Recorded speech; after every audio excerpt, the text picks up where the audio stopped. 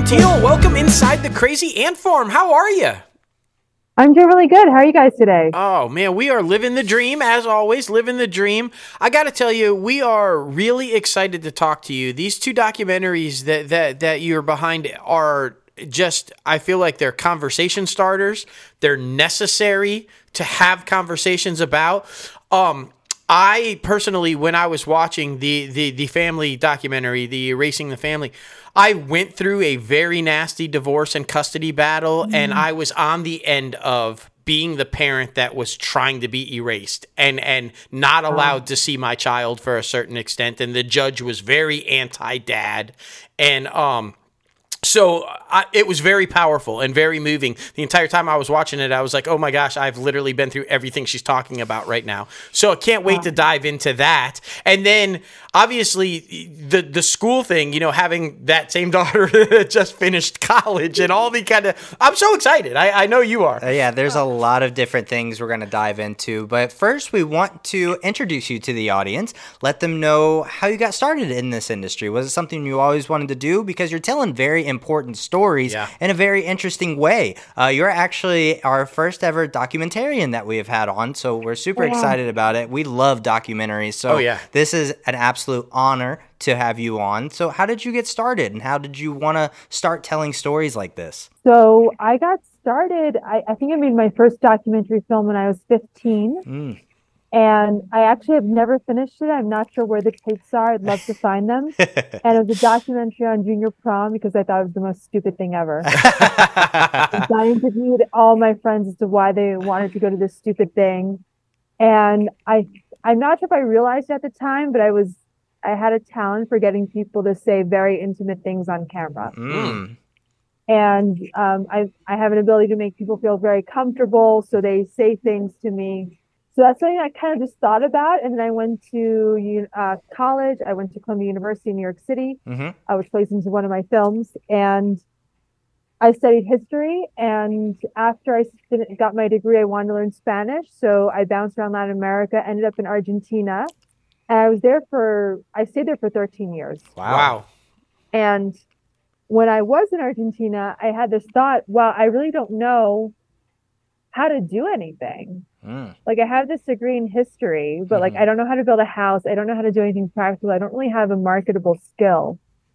And someone suggested directing movies. And I was like, that's like the craziest job thing I've ever heard of. And they're like, well, how do you know? Because you've never tried it. Maybe you're good at it. So I started directing short films. The first few were pretty bad, as always, is to be expected, but I stuck with it. And I worked my way up the film industry in Argentina. And then I started to direct documentaries. And I started up in comedy, and I really love I love comedy. And I love working with actors. I did a lot of acting myself. But sometimes, documentaries, you really can be political about it. You can dive into topics that maybe people don't really want to talk about. And that's always been important to me. Oh, I love that. And I mean, let's just jump right into the Erasing Family. This one is it touches a lot of people throughout the whole entire world because there is a lot of family situations where people go through a divorce, and that actually impacts the child more than anyone else, to where, you're living with one parent and you don't necessarily get to see the other parent as much as you should, whether it be every other weekend or just the weekends, or in some cases, like you proved in your documentary, never. That one instance where he signed over his parental rights to the stepfather and the mother, I thought that was just absolutely crazy. And one of the things that just popped into my head, and I'm very curious too, because you say that a lot of people are comfortable around you. They are open to tell you things, not necessarily really knowing who you are, but just knowing your project. So in that situation, I was so curious, how do you come at it at a non-biased standpoint? you know, because you are hearing all the stories about the mother who kept her away from her father, who she really wanted to be a part of his life. And in turn, he has wanted to be a part of hers as well. How did you come from an unbiased standpoint when interviewing her and when interviewing him? I was about to say something then, like, I'm going to sound very full of myself. I was going to say, well, it's just, you know, I really believe, I'm not Christian, but I really believe in what Jesus said of he who is without sin cast the first stone. So I really do try not to judge people. Right. I naturally don't judge people. Of course, I do judge people like everybody else. Right. But I think I always come at it from, I don't know what people are dealing with. I don't know the traumas they've done with, and this isn't excused behavior, but I just kind of listen. And naturally, when people talk to me and they tell me something, even if maybe I'm like, oh, that's kind of weird or nasty, or I don't like that. Right. I don't react to it. I don't push back on it. And this enables people to open up. And what's weird is I actually did a lot of debates, so I can have arguments and debate with people. But I always, even then,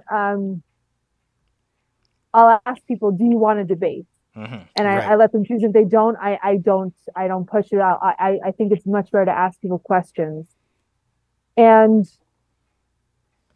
so what I've learned making documentary films is the way to get good answers from people is to ask them to be specific.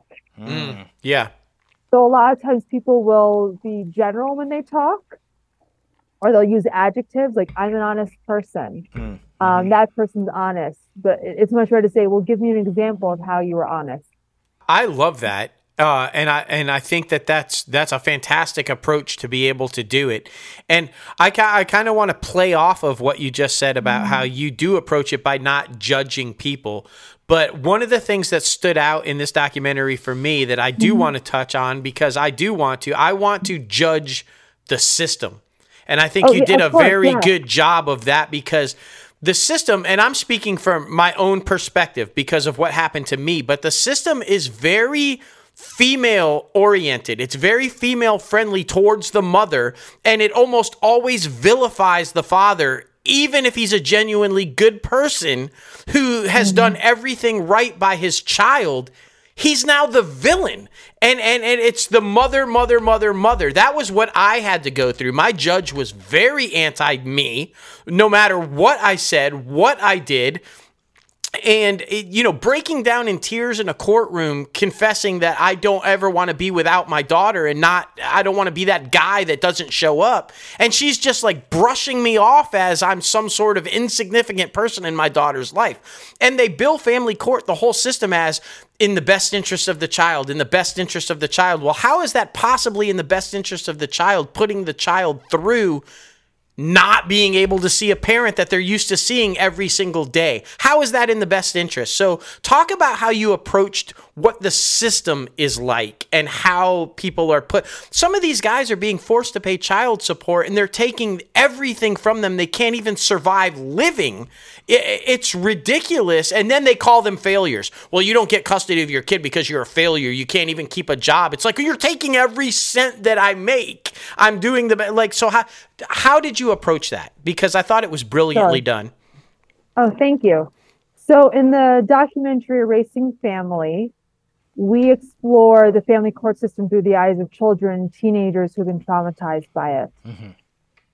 So again, I think judging a system is different than judging people. Sure. And you always need to ask, well, why does this system exist? And part of the reason why child support was invented and existed is really to make sure the children do not become a burden on the state. Right. This is very different than ensuring that the child has support or has love. And kind of the result is that it's very easy to go to jail for not paying child support. It's almost impossible to go to jail for interfering with custody. So we have a very lopsided system. If you want to go really back, it's because it's very hard to be a working family in the United States. It's very hard to live off of one income, let alone two. So there's a lot of systemic structures in there. So this system was kind of designed to replace welfare. But if you have forced income transferences from from one parent to another, we can see that this has very negative effects. Now, here's something interesting that I discovered when I did make the film. About half of the people who support Erasing Family are women. They're moms who can't see their kids. Now, that does not mean that they're statistically the majority. Women may be more apt to talk about this. They may be more apt to seek help. Right. So this is not this because statistically it's the fathers who can't see their kids. But what I found out is that the system is so invested in making money and generating conflict that it really is designed to increase conflict. And again, it's just asking people, asking a lawyer, what's a good strategy in a divorce case? And most will say, accuse the other person early, make a horrible accusation. Nothing will happen if it's proven false, and just really go after the other person. And so the system rewards bad behavior. And so it's my judgment is, if people do this, it's because they're rewarded by the system. And if they accuse the other person, slander the other person, and they're rewarded by the family courts, what the documentary Erasing Family shows is they're acting because they're incentivized to do so. So I think a key way to reform is to look at the incentives that people have before them. And one thing is also asking is court the place that this should be settled? Is an adversarial system the place where family conflict should be settled? And I'm a firm believer that it is not. That family court is the worst place to throw in a high conflict family that's fighting, that may have mental health issues.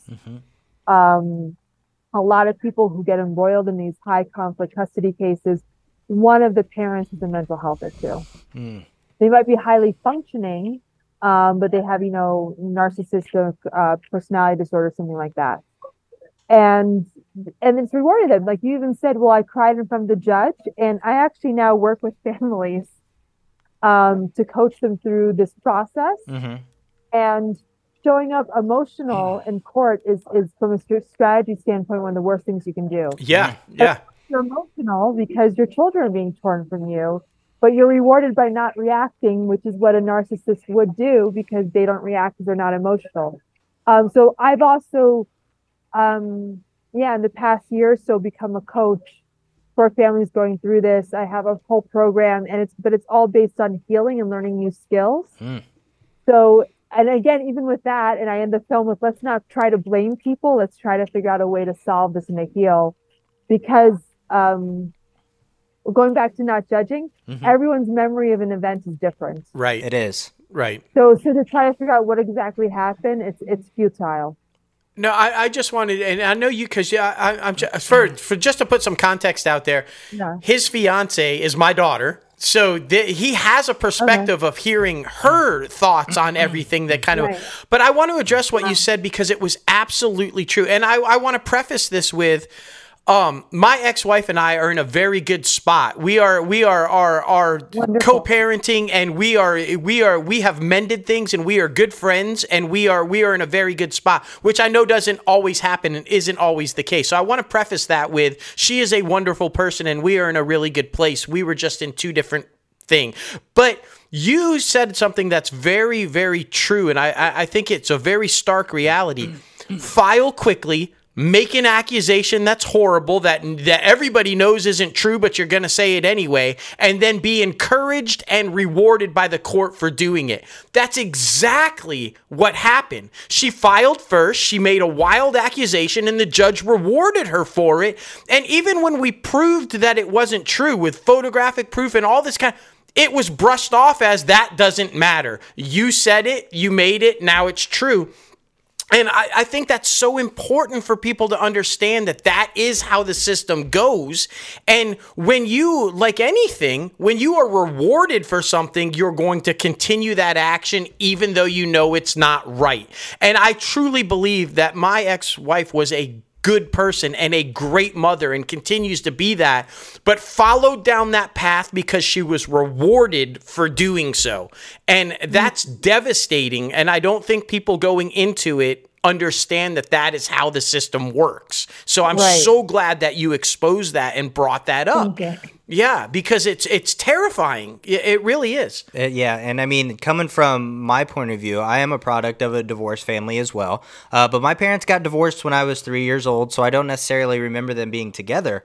And it was kind of to a certain point where a step parent came involved, my stepmother, and it was like kind of this weird, awkward situation to where like I don't even really remember having like conversations with both my parents at the same time. Like I don't know what their relationship would be like. I've really only seen them actually be in the same room a handful of times in my memory. And it's like one of those things that you show brilliantly in this documentary that, you know, some people sometimes make rash decisions in the moment when they're young specifically, and then that kind of just carries on throughout the years to where you feel like you can't revert back or you can't change your mind on something because you would admit fault and you would admit that you might have been acting irrationally at that time. And I think that is so important. And I thought the people you had in this film, the examples, they were brilliant. I absolutely could connect with every single one of their stories, especially when they brought in a step parent. And because I remember it saying in the documentary that you posted on Facebook that you'd be, you know, creating something like this or something along those lines, and you had a crazy amount of responses to that. Is that how you found your participants in this documentary, or did you have them before that Facebook post? So that's a great question. So with the Erasing Family documentary, I found the participants after I had the idea. Okay. So I had already made a film called Erasing Dad or Borrando Papa in Argentina. And when I left Argentina in 2014, I wanted to make a follow-up film. Mm-hmm. And again, whenever I start a project, the first thing I just start doing is talking to people. So I basically talked to people who were activists or who were doing public posting to get kind of an idea of what the situation in the United States was like. Right. Then because none of the people I talked to I thought would make good characters in a film, because to be a character in a documentary, you not only have to have a great story, you have to be good on camera. Yes. And the story ideally should be happening as you film it. Mm-hmm. So something that happened 10 years ago is not as good as something that's happening now. Of course, with some of the families who I talked to, the divorce happened 10 years ago, but the reuniting is happening in front of the camera. Right. So when I made Erasing Dad, social media wasn't a big thing. So I was like, how do I find these people? And it was all through word of mouth, going to courthouses, meetings. But with social media, there's good and bad things about social media. Yes. It's great if you want to find people. Yeah, it is. You can find anyone in the world or any type of person. And I just started to post, you know, I'm looking for families, and I got so many responses. Yeah. To this day, the Erasing Family social media page has 33,000 followers. Wow. They're very active. If I do a short video, I'll get hundreds of comments sometimes. So like, there's a lot of people who are very desperate to tell their stories and who are very desperate for help. And that's what I try to capture in Erasing Family. So even though I focused on a few stories, and there's a lot more that I filmed that didn't make it into the film, of course. Right. At the end, it was very important to me to have those short videos of everybody saying what they had gone through. Yeah. Because what I didn't want to do, and this is a film decision, like an aesthetic decision. Most filmmakers would say focus on one story and tell the world through that story. Right. I really didn't want to do that because I didn't want to think this was the viewer to walk away with, wow, that is one crazy family. Right. So that was a choice where a lot of filmmakers were like, why don't you stick with one family? It would have been a deeper film. But I didn't want someone to say like, wow, the Jones family, they're really messed up and they made a lot of mistakes. I wanted people to see that this is a problem with the system. And also, which I don't mention that much in the film, but we are not taught how to have disagreements or to deal with high conflict people. Yes. And that is something that could happen during a divorce process or before or in high school. And most people do not have the skills, especially considering that many people come from divorced families So what they have to mirror are their own parents Mm-hmm. not getting along. Like, or like you just said, you never saw your parents talk to each other. I never saw my parents talk to each other. They were married for the first 13 years of my life. I never saw them talk to each other. Not once. Yeah. I saw them yell at each other. I saw them talk to each other. But I can't remember, hey, how was your day? Oh, it was great. What'd you do? I have no recollection of that. And the first time I was beginning to date a guy, and I went over to his house, and his parents were sitting talking, and I was like, what are they doing? And he goes, they're talking to each other. And I was like, what do you mean? He's like, well, they're chatting. And I was like, about what? Like, I was like, kind of like, I had never seen that before.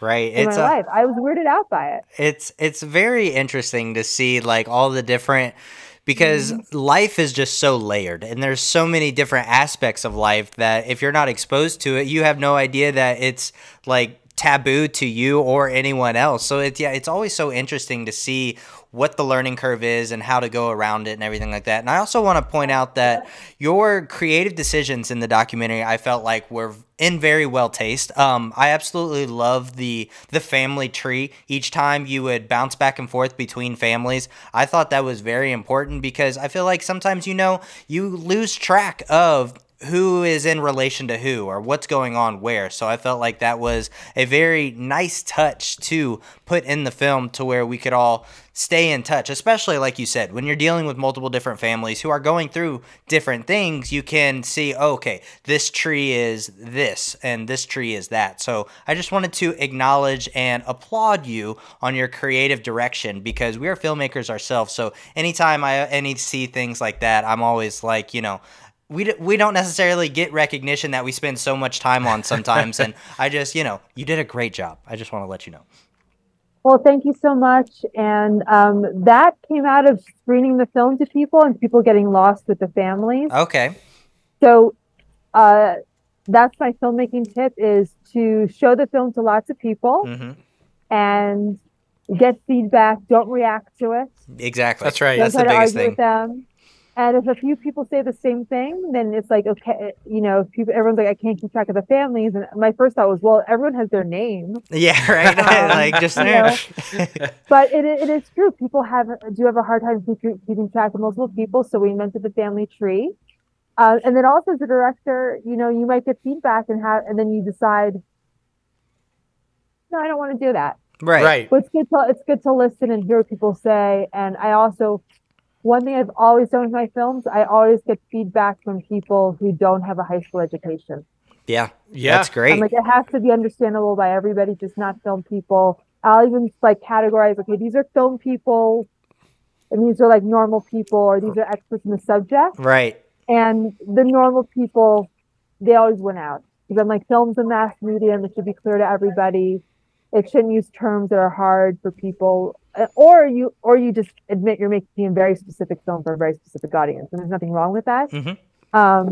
But you can't just get what people who run film festivals think about films. Right. Exactly. And what I really love too is you shed light on industries that are like multi-billion or $1 million industries that necessarily don't like get the notoriety of that's what they're doing and that's what's happening here, specifically with family stuff, and now leading into your next project, Exclusion U, where it's Ivy League colleges making north of $80,000 per student every single year. That is absolutely crazy. So let's dive into that. I mean, just watching the screener, I learned so much that just isn't necessarily in our everyday life, everyday conversation. And the acceptance rate is absolutely insane.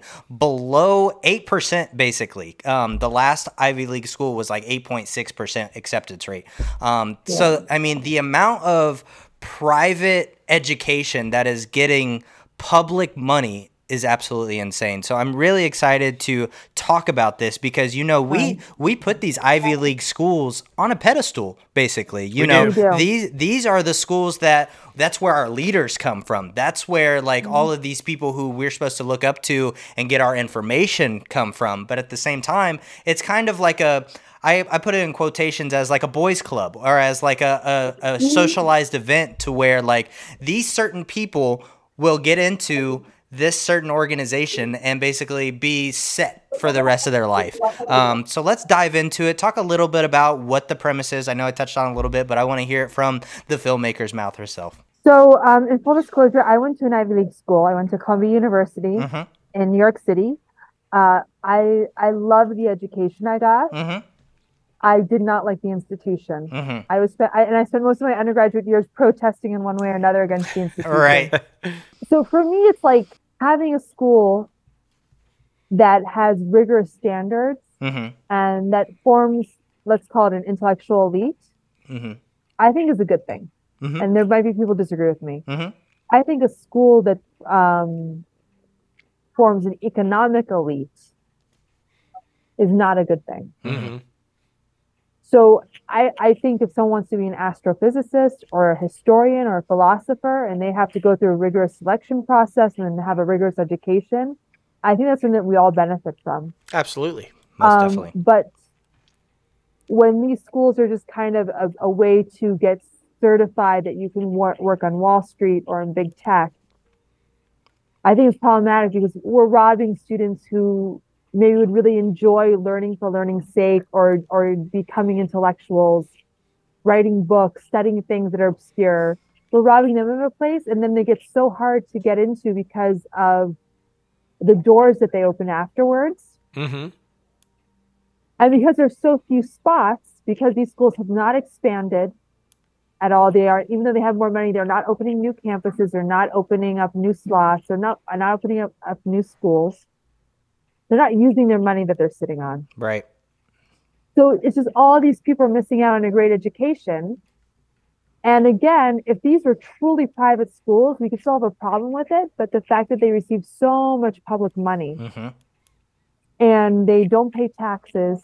So Harvard right now, well, last year, I'm sure it's more, they had $55 billion with a B, $billion in their endowment. Right. What an endowment is, the way people can understand, it's a fund that you invest, and then you, the institution, take some of the interest or some of the profit, not all of it, to actually fund your operations. So you never touch the principal, you never touch the original donation. So this means if somebody like Harvard got donations 400 years ago when it opened, those donations are still growing. They've never been touched. Right. And Harvard always says, well, we need it in case something happens in an emergency, like COVID. Right. Like but so does every business. Right. Harvard has income streams, like you said, the students pay tuition, $80,000 a year. They have contracts. They have grad school programs. They have certificates. They have a publishing house. So it's not like they're not making money. So why are we subsidizing? It's basically a tax-free hedge fund, and it's all legal. Yeah. So and also like with there's so much debate now about education and what students are learning in school. I haven't been in school for 20 years.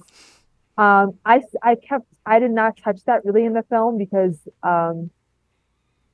that's another film. I don't know what's true or what's not. So Right. I'm just like, well, what are the facts? The money is the fact. And also how these schools that everyone say, oh, they're so woke, how they really treat the students from disadvantaged backgrounds who go there. And a lot of them talked about how isolated they felt, Right. how lonely they felt, how hard they had to work, even though they got a free scholarship. Right.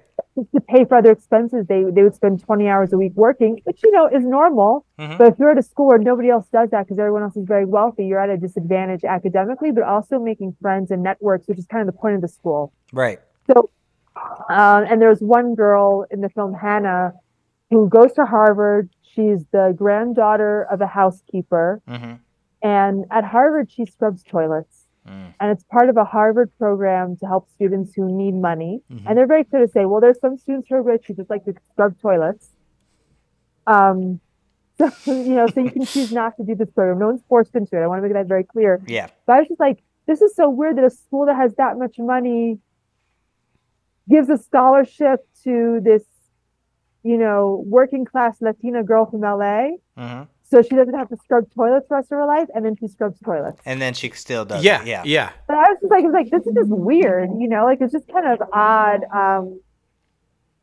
And they have enough money, and you're like, they can't throw this girl a few $1,000 so she doesn't have to scrub toilets. Right. For Exactly. Other students, Yeah. which is humiliating. And it seems a little tone deaf too. And so what I want to do with this is I grew up in Long Island. Going to an Ivy League school is a big thing in Long Island. There's a lot of pressure to get into one, but it's not like that in all the country. So I want to let people know who maybe are not exposed to these schools, the outsized role that they play in getting in power in politics, and also in getting money from taxpayers. Right. Most definitely. It's like they've ended up in this position, like you said, they've kind of inherited this prestige. Do they really deserve it? Right. Well, and so I'm glad that you brought this to light, because I think that there's a lot of misunderstanding. People don't understand when you say private university, how are they getting public money? Like, because people think private, it's being funded completely by donations or by, former alumni, these type things. So to have it come to light that private universities are receiving public taxpayer money, and how is this possible? Why is this a thing? So talk a little bit more about that. Like, make the clarification of what is public money that's being funneled to a private university, and how is that legal? Like, because you brought that up, and this is all legal. So why are taxpayers footing the bill for a private university? What is the deal? Talk a bit about that a little bit. So we have a very complicated tax system. Yes. So the government can give anybody it wants money. Right. Veterans get money. Veterans are private people, and they get government money. Just to give it an example that most people would be in agreement with. Right. A lot of private schools will also get subsidies. I went to a private school for a while, and I know that the bus was subsidized by the state. So we took a public school bus to go to a private school. Right. Now with universities, there's a few ways. So most people listening to this have probably heard of a Pell Grant. A Pell Grant is a scholarship the government gives to low-income students. Now that goes to the school. So if Harvard admits a Pell Grant student, Harvard gets that Pell Grant, right? They also get other financial aid grants. But also, if we fund research at Harvard, they get a grant. Right. And then also what we count too, and there's a lot of other grants, not just for research, that they would get. And then also, let's say they, and then I think what we also count with the subsidies too is they don't pay any local, state, or federal tax. Right. So Harvard is like one of the largest landowners in Boston. What is that land worth? What is the tax they're not paying? Yeah. And that also like really, upset me too, because not just like Harvard, but for example, University of Pennsylvania is in a very poor district of Philadelphia. The public schools are ridden with lead and asbestos, rats. And you have the largest landowner not paying taxes. Yeah. That's Columbia, the school I went to, is in Harlem. There's a lot of examples like this. Again, if they were offering, a near free education to people, if they were using all of their endowment, and because the law is very clear, any educational institution in the U.S. is tax-free. So we often think of tax-free as charitable, but there's another institution that's education and does not have to be charitable. So the film questions, is it time to change the law so only educational institutions that are charitable have a tax exemption? right. So schools that, are near free, that use their endowments. And there's very few of them. I remember looking at a list of schools that offer free education in the U.S. there's less than 12. So you have the Wow. military academies and you have a few other schools that offer free education, where just anyone who goes gets a free ride. Um, so and then often public universities can be more expensive than Ivy League universities for middle class students. I mean, it depends, and I don't get too into the weeds with this. This is a whole complicated Yeah. discussion. But we have a very complicated and overpriced educational system. And one thing that worries me is that more and more people will opt out of going to college. Right. Yeah. I think getting a college education is wonderful, getting a liberal arts education, hell, taking what people make fun of, fluffy courses, being exposed to philosophy, art, filmmaking, it's wonderful. But if that costs $80,000 a year, Right.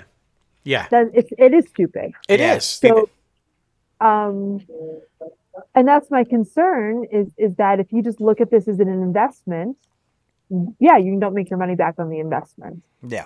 Well, and I like what you said, though, too, about how people justify it's okay or not okay. You brought up the veterans, right? Like, it's okay. We subsidize veterans. We give them free money, and that people are okay with that. But where I'm at, like, with that is like, well, this veteran that I'm giving tax money to help him out, he doesn't have a friend that's giving him $80,000 a year on top of that.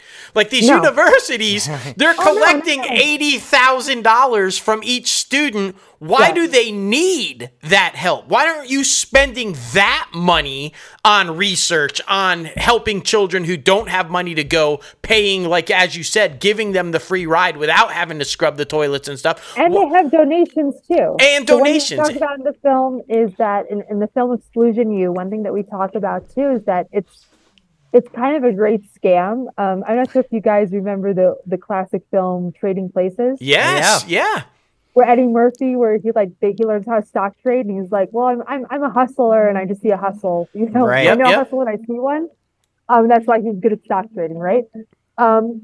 This is a great hustle because if you're a rich parent and you want your kid to get into a school, Harvard will say, "Well, we won't promise if you make a donation, your kid will get in." But if you give us at least $10, $20 million, and Right. it's only very clear that's what it takes for you to be noticed, it might help. Right, right. So it's a great way to get these huge donations with no guarantee of everything. And then also something too that's important about these donations is it's not just parents who have kids who are going to go to the school. I talked to a very wealthy man who was hit up by his alma mater for a donation, and they made it very clear, you donate $10 million, you get to pick a few people each year. Yeah. Wow. You know, Yeah. And now think about it. If you're doing business at a high level, and you're someone you want to close a deal with is like, oh, my kid really wants to go to Yale, but they can't get in, and you can say, let me make a phone call. Right. Right. They're going to close a contract with you. That's So exactly. it's very cyclical and it's very legal and that's why the admission system is so opaque, because then you can say, well, we admitted this student who gave a donation whose grades aren't as good enough, but we also admitted this other student because they're a lacrosse player, or this student. So it's all very nebulous about who gets in. No one knows who gets in and why. Right. You know, so and that just creates stress for all of the students who are applying, because you really don't know. And the students who have the money will apply now to 20 schools. Yeah, exactly. And I mean, it kind of goes back to what we were talking about a little bit earlier, like the social club, you know, the possibly, you know, able to use that as ammo for different instances. It's kind of a crazy situation. I love too how you brought up multiple different examples of past things that were a little bit shady when it comes to these private universities. For example, the Harvard instance when it came to Jewish people.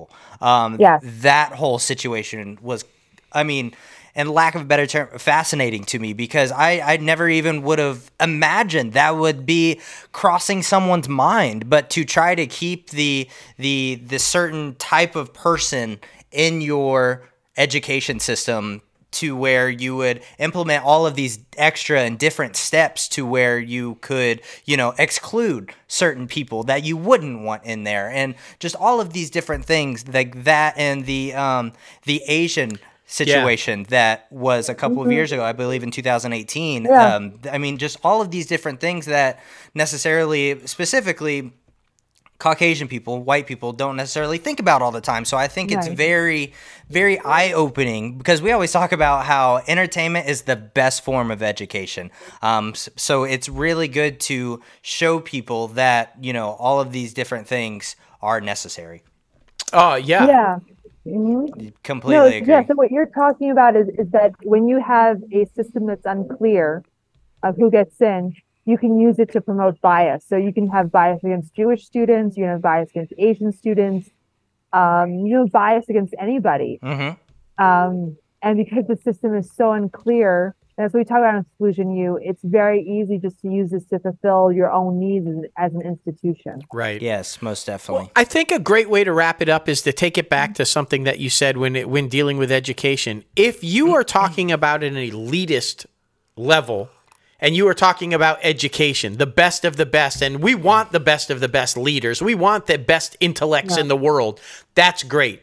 But when you flip it to we're elitist because of money and economic status, and you brought up that great example of, hey, I have to sign this deal with this guy, so I'm going to get his kid in because I have the money to do that, right? Then it's a problem. And I think that's a great way to wrap it up. There's nothing wrong with being an elitist intellect. There is definitely something wrong with being an elitist because you have money and you are able to deny an intellect the ability to be an intellect at the elite level because they don't have the money. There's where it's wrong. And thank you for highlighting that. Thank you for highlighting the problems with the system in family court and with the system in education, because both are big problems, and how we address those problems is starting conversations. And you're doing that with these documentaries, and that's so important. Well, thank you so much for having me on here. Yeah. It was great talking. I love talking about the process, and I love the questions about how I interview people. Honestly, no one's ever asked me that before.